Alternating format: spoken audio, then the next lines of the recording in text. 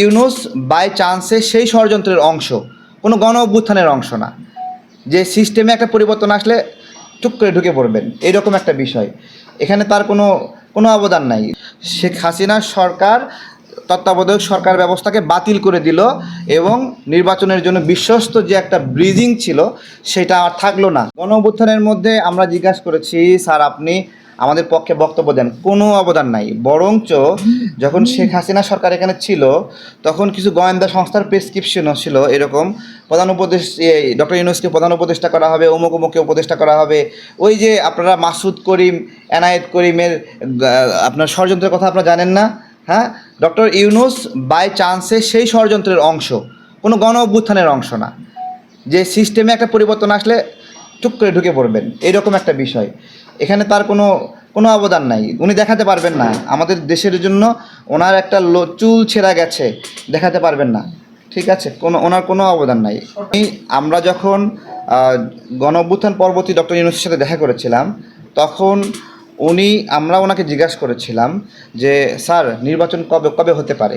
ওনার একটাই কথা ছিল, একটা নির্বাচনের জন্য গণ অভ্যুত্থান হয়নি, ঠিক আছে?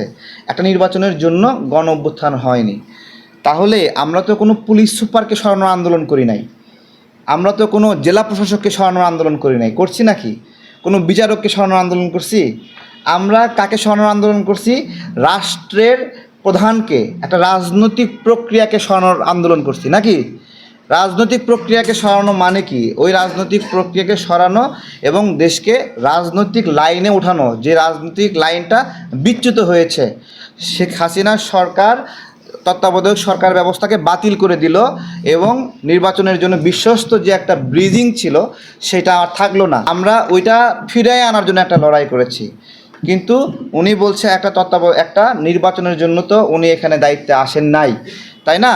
আমি আজকে আপনাকে বলি, আপনি একজন গণমাধ্যমে সার্ভিস করছেন, আপনাকে যদি মাত্র 6 ঘন্টার জন্য একটা জেলা প্রশাসক করা হয় আপনার জেলার, আপনি আপনার জেলার দীর্ঘ 10 বছর ধরে যা যা সমস্যা দেখেছেন সেগুলো এক তুড়িতে সমাধান করতেন না 6 ঘন্টার মধ্যে?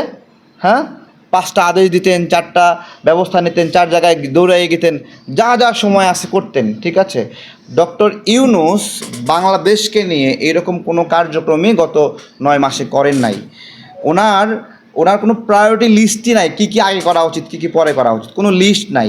এবং কোন কাজ কত দিনের মধ্যে করা উচিত কোনো লিস্ট নাই।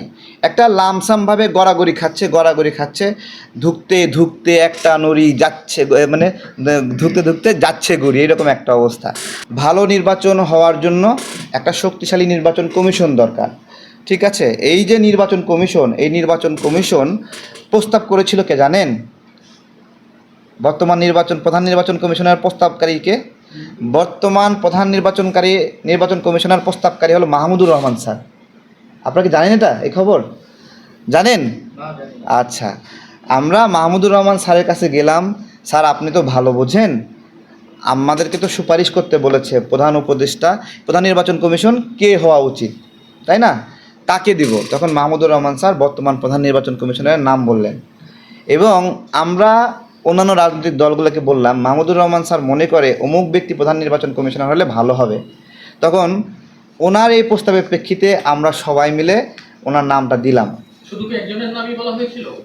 উনি একজনের নাম বলেছেন এবং আমরা বাকি আরও 4 জনের নাম দিয়েছি, বাকিগুলোর নাম আমাদের মতো করে দিয়েছি, ঠিক আছে? সুতরাং প্রধান নির্বাচন কমিশনার মনে রাখতে হবে, মাহমুদুর রহমান সাহেব যদি আমার সামনে আসে, আমি ওনার সামনে দাঁড়ায় বলবো, আমার 5 জন সাক্ষী আছে, এই 5 জন সাক্ষী নিয়ে বলবো যে এটার নাম উনিই প্রস্তাব করেছিলেন।